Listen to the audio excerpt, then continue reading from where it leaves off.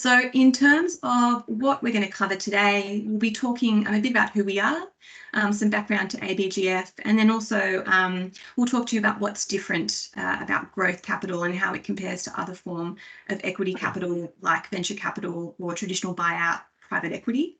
Then we'll be telling you more about how we invest and what we look for in a business, how we think about valuations and what our investment process looks like for businesses that we're working with. And then we'll talk to you a bit about our portfolio, and we have a couple of case studies to share with you before then we move into some Q&A. So there will be plenty of time for Q&A at the end of today's webinar, and there are a couple of ways that you can ask questions. So just for some quick housekeeping before we begin, there is chat functionality in the webinar. If any questions come to mind while we get started and while we're working through the presentation, please feel free to drop your questions in the chat and we'll make sure to come around to them if we can at the end of the session. Equally, once we get to Q&A, please feel free to raise your hand. There's also the hand raise functionality on Teams. And then if we call on you, you can just unmute yourself to ask a question as well. So we'll try and leave plenty of time for that at the end. So I think without much more ado, I will hand over to Anthony Healy to get us started. Thanks very much, Lucy, and welcome everyone to the webinar. Just a bit about the ABGF as we start. We were established in 2020 and we're a public-private partnership, 6 bank shareholders and the federal government. And I think we were formed at the time because there was a recognition from those institutions and from the federal government that there was a real gap in the market for long-term patient growth capital for SMEs. So a group of aligned shareholders came together to establish the fund and invested or raised 540 million from those 7 shareholders as a public-private partnership. I should stress all investment decisions are made independently of the shareholders. The investment committee that makes those decisions has no members of the shareholders on the committee. And so we make independent and obviously commercial investment decisions as the core of our activity. I mentioned that we're patient growth capital. We're always minority. So as minority shareholder, we don't have the ability to force exits. So we work with the founders and align around what the right exit pathways are for them over the long term. And obviously with the commitment of the federal government and the major shareholders being the major banks, the fund is really focused on supporting SMEs, driving economic growth, generating more jobs, and obviously supporting innovation and the entrepreneurial ecosystem. This just gives you a bit of an idea, this next slide, of where we sit within, the capital landscape. At the top, you've got venture capital, which is early stage. There's a lot of active funds in that space. And then at the other end, you've got the mid-market buyout funds and large buyout funds. So they typically write larger checks. They typically seek control.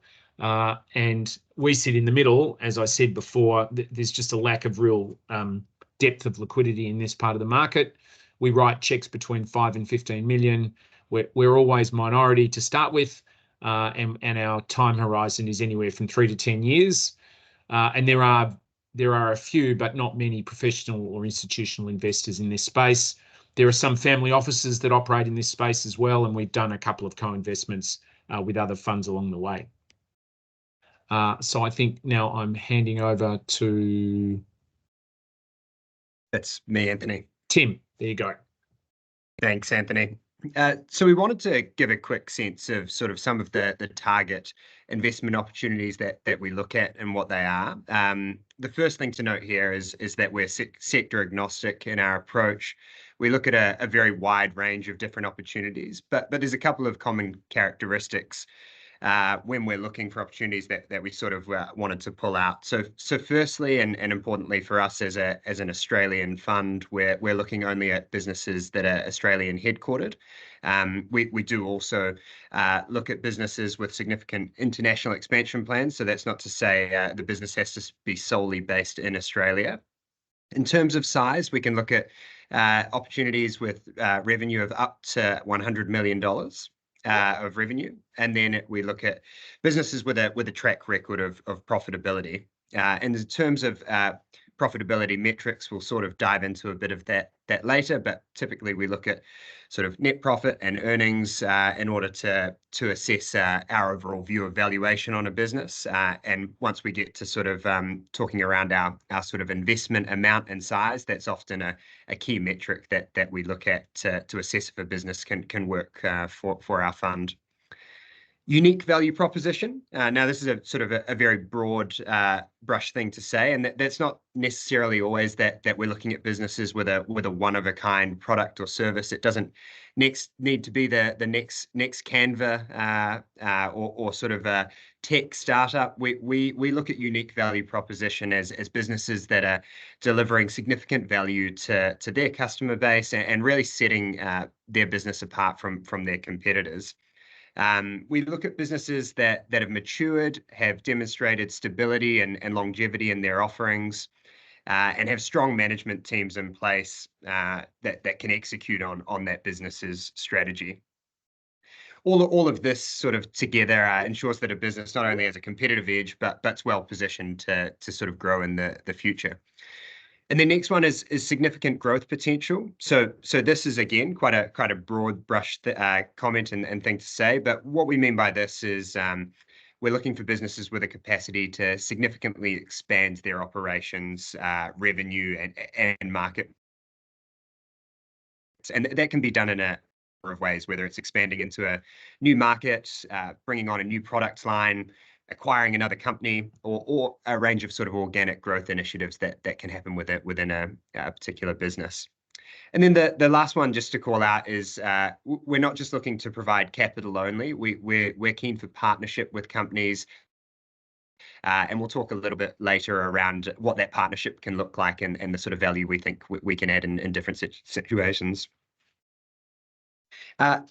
I might just call out a couple of areas which we don't invest. So firstly, startups and unproven business models, controlling equity stakes, we're a minority-only investor, natural resources extraction.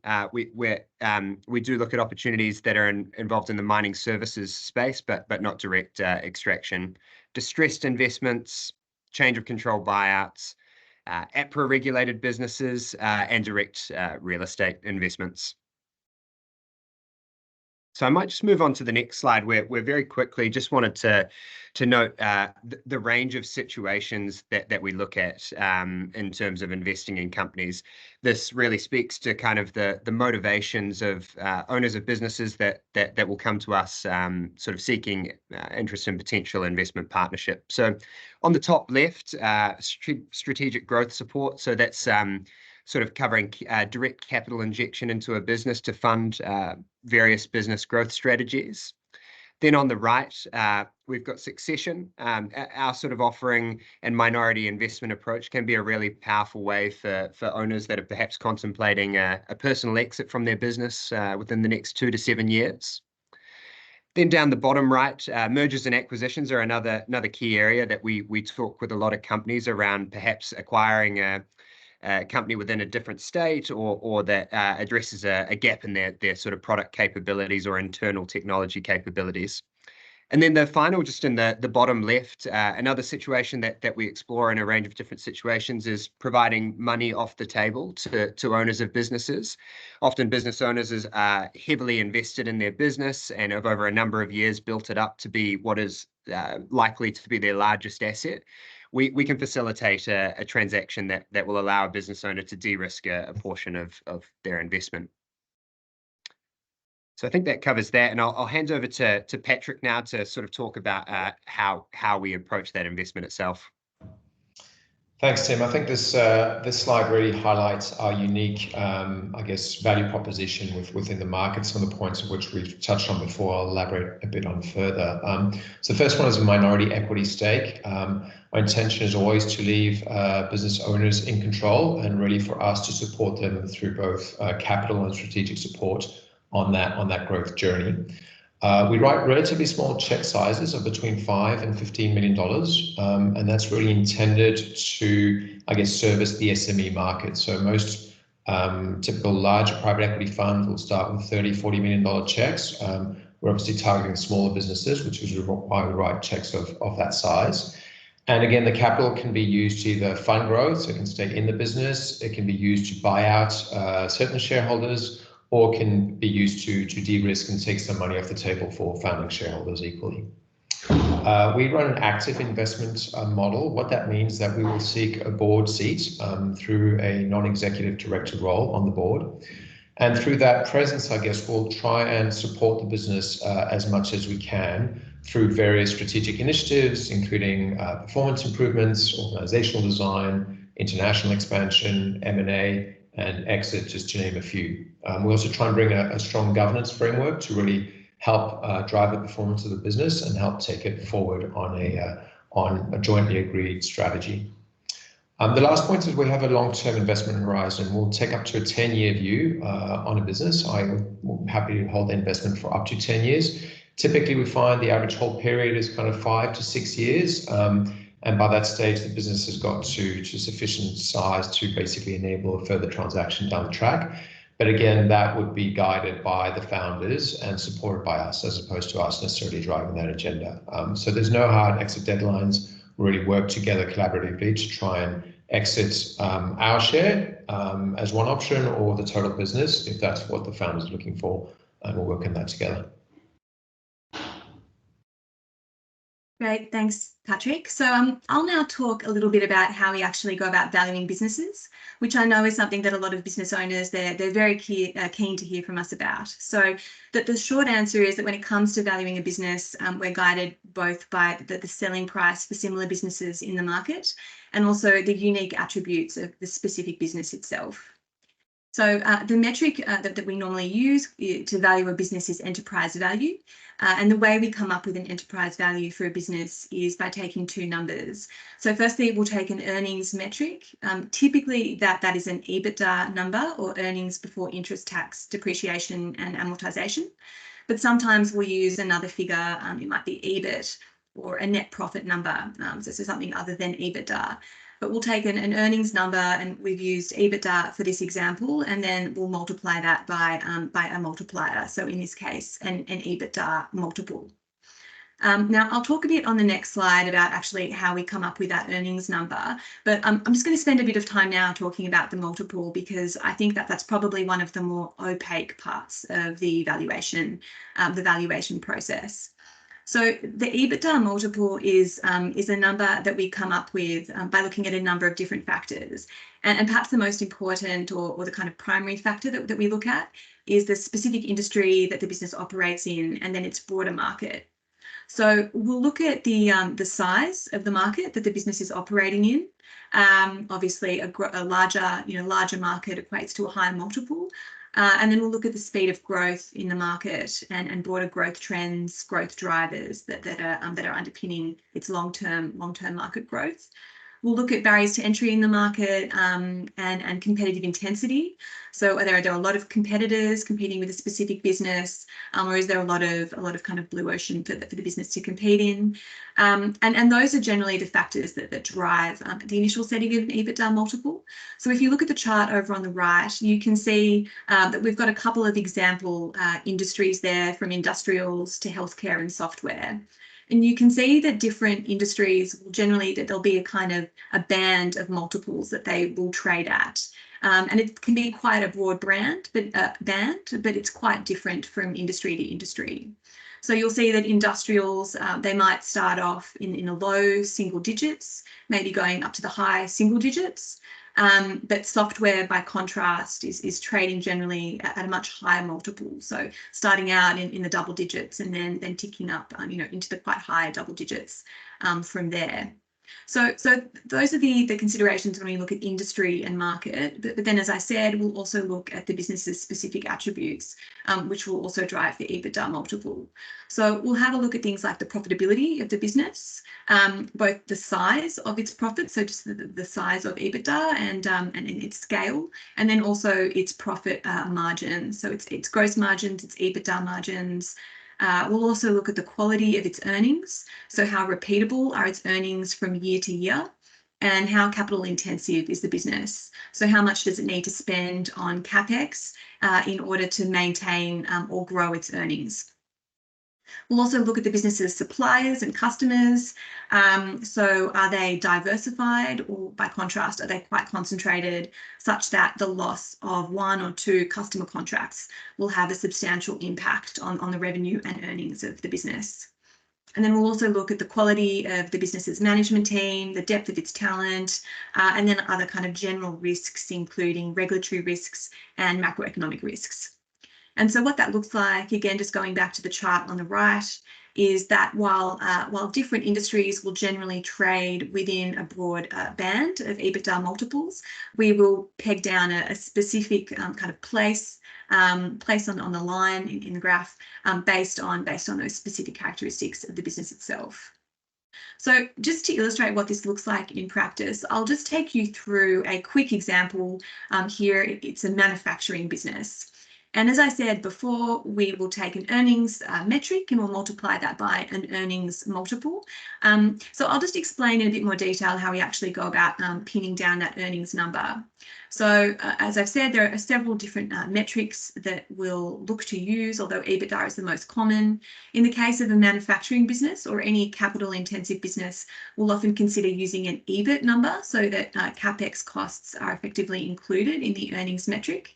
In this specific case, because maintenance CapEx was quite low due to the long life cycle of equipment in this specific business, despite the fact that it was a manufacturing business, it wasn't very CapEx intensive. So we just used EBITDA and not EBIT. And as I said, EBITDA is the metric that we'll look to use most commonly.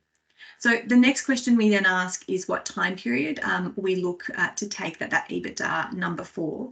And generally, we'll look to use a historic time period. So we might take the last 12 months of earnings, or we might take the earnings figure from the prior financial years, so prior year EBITDA. However, for businesses that have highly contracted revenue, where we have a lot of certainty over the revenue pipeline, and we can really see that there's strong certainty of hitting a profit target in the months to come, we might look at using a forecast earnings metric. And in this case, because the business had strongly contracted revenue, we could get quite comfortable with forecast earnings, through to the end of FY24. So we were able to use an FY24 forecast EBITDA number as the basis for our valuation, which comprised 5 months of actual results and then 7 months of forecast results. And then the last question when it comes to confirming the earnings number is whether we'll just use management's reported earnings number, which we'll review as part of our due diligence, or whether we need to apply any adjustments to reflect one-off costs or positive or negative movements in revenue that might have an impact on EBITDA as well. So in this situation, we made the decision to use not the reported EBITDA number, but instead to use a pro forma EBITDA number to reflect the fact that there were some one-off sales losses in this particular financial year due to one-off issues in the business that weren't expected to recur. So we were able to give the business credit for the fact that those issues in the business were one-off in nature. So once we get the earnings number, we'll then multiply it, as I said before, by the earnings multiple. And the way we verify what multiple we should be using, keeping in mind all the factors that I talked about on the previous slide, is by doing research into trading and transaction comps. So we'll look to other businesses in the industry that are publicly listed on the ASX or on foreign exchanges, and we'll see what EBITDA multiples they're trading at currently in the public markets. And then we'll also triangulate that information and that data with transaction comps that we get through various databases that we have access to, so we can see what private businesses or public businesses, but often we're looking at private businesses because we're operating generally in the smaller end of the market, and we try and find businesses that are similar in size to the one that we're looking at. And so we look at what similar businesses have traded for most recently. And what that does is that will generally then give us a range of EBITDA multiples that we can choose to apply. And in this specific example, we had on the low end of the range 5 times earning multiples for some of the transactions or businesses that we saw, the trading comps that we saw, and then 10 times on the higher end of the spectrum. And it's at that point that then we'll go back to the characteristics of this specific business. We'll look at things like its profit metrics, its growth rates, and we'll compare those business characteristics to the businesses that we're looking at in our trading and transaction comp sets. And we'll try and find the multiple that matches most like for like with the comp set that we have available. So that's how we think about valuations. But I'll now just talk a little bit about our investment process more broadly, because the valuation element of our investment process is just one small part. And our broader investment process, we've worked hard to try and condense it to be as fast and efficient as possible, because we know that this process is extremely draining on a business that's going through due diligence and the investment process with us. So we have an investment process that is tried and tested now, and we can complete an investment in around 10 weeks. Subject always to the availability of information from the company and their readiness to transact.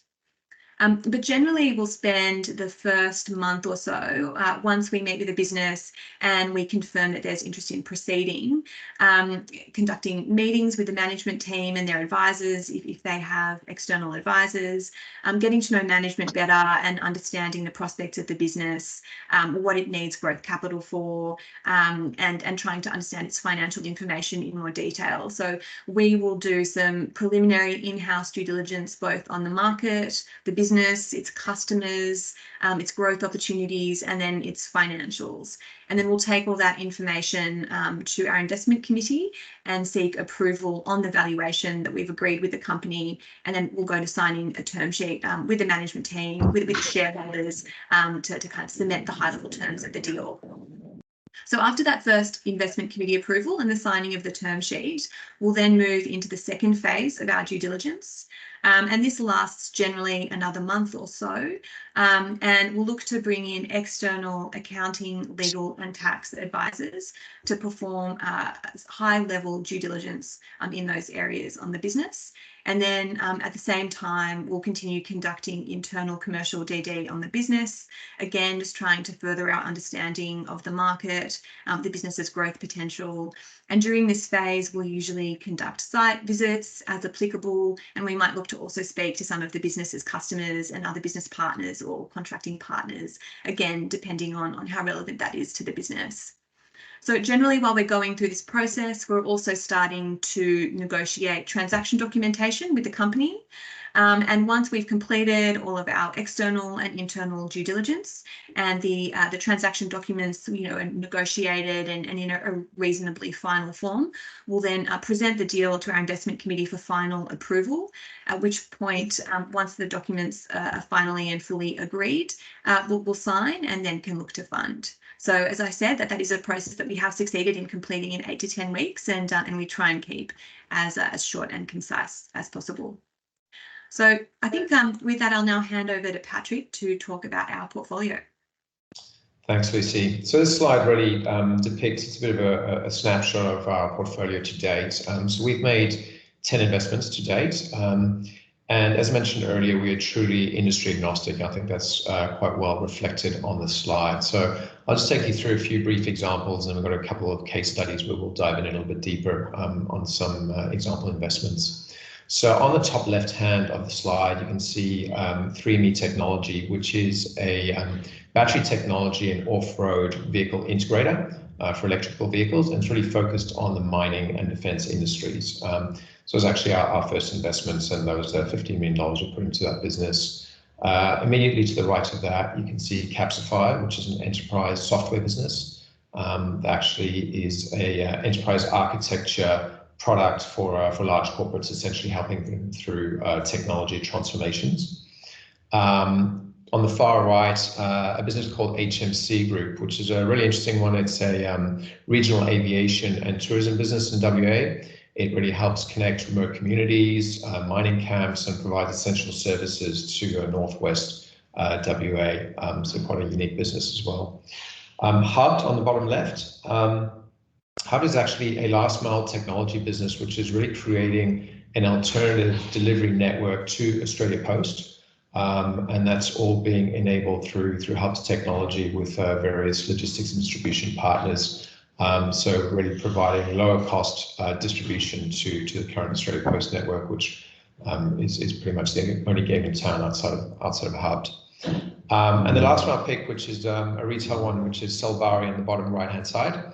Selbari is a designer of sun protective apparel, retailing, so it's a pure e-commerce player, selling products all over the world. And that is one of our latest investments where we invested $10 million. So moving on to some slightly more in-depth case studies, we thought we'd talk about Derwent Industries, which is a really interesting business. So Derwent was actually founded in 1840, originally started as a foundry servicing the water industry. It was actually manufacturing metal fittings for the water industry. The family invested in this business in about 1960, so it was still family owned. A couple of generations of the family in that business, running it still today. And really, I think that the trigger there was the son coming back into the fold of the business and seeing a huge opportunity, particularly around reshoring of manufacturing in Australia. And he was really driving the business and wanting to expand, but needed capital and support to do that. So Derwent approached us. We went through the due diligence process, and what we really liked about the business was the experience of the management team. The family, as I said, has been owning the business for about 50, 60 years. And importantly, it's about reshoring manufacturing. It's about creating sovereign capability on Australia to service critical industries. And by critical industries, I'm talking about mining, defence, water, transport. And really through our capital, we've allowed Derwent to actually materially expand the business. So the business has almost tripled in size over the last 2 to 3 years. That's happened both organically and via acquisition. So with the capital we provided, they've made 3 acquisitions. This has really allowed the business to broaden its customer base, expand into defence, expand to transport, into oil and gas, whereas before it was largely stuck in water, and then it recently expanded into mining. As part of the investment thesis as well and of the growth equity, we helped the business essentially fund some automation, which is about increasing the capacity of some of the sites, some of the manufacturing sites, and equally lowering their unit costs. We also helped the business secure a $25 million debt facility through one of the banks, which again I think would have been a lot more challenging if there wasn't if we weren't there as a shareholder behind the business. So, you know, I think our investment has helped not only the direct capital in terms of organic expansion and acquisitions, but equally securing a large debt facility, and then also helping recruit executives into the team to help facilitate that growth. Great, thanks, Patrick. And I think just one more case study that we wanted to share with you for a very different business. InSkin Cosmetics is a business we invested in late last year. So InSkin is a skincare manufacturer, distributor and retailer. You probably haven't heard of them because they don't really have a very strong consumer-facing presence. They specialise in the B2B market. So they sell and distribute products primarily to skincare clinics. And they have a very, very broad network of skincare clinics throughout Australia. So chances are, if you've gone and gotten a facial or microneedling recently, the chances are there were some products that were either manufactured, distributed, or otherwise, but by InSkin Cosmetics being used in that clinic. And in fact, I think one thing that really excited us about InSkin is that they're the only onshore vertically integrated skincare manufacturer in the B2B market. So most B2B skincare products that are sold in Australia, they're either manufactured offshore or by international companies. So the founder of InSkin, a woman called Maria Enna Coccioloni, she started out in the industry as a beauty therapist herself, and then she pioneered the concept of cosmetical skincare. So you might have heard of cosmeceutical skincare or just cosmetics more generally. But the thing that makes cosmetical skincare special is that it uses active ingredients in much higher functional doses, much more akin to medical products. so kind of higher medical style concentration, hence the term cosmedical. So that there is a really strong emphasis on efficacy, product efficacy, and kind of proper usage of these products to drive results. And that's facilitated through a very strong network, training network of salespeople that InSkin has throughout Australia to support its clinic partners to kind of properly train and use these products. So Maria Enococcioloni, she created 2 brands, O Cosmetics and Ginger and Me. And actually this year has plans to launch another 2 more brands. So there's a self-tan range, which came out a few months ago, and then another brand, which will be coming out very shortly. But on top of that, the business, they distribute a number of major international brands locally as well. And while the majority of the skincare clinics that they distribute to are based in Australia, they do have a small presence in New Zealand and also Canada. But the reason they wanted to bring an investor on board was really to continue their international growth, which was something they had struggled with a little bit.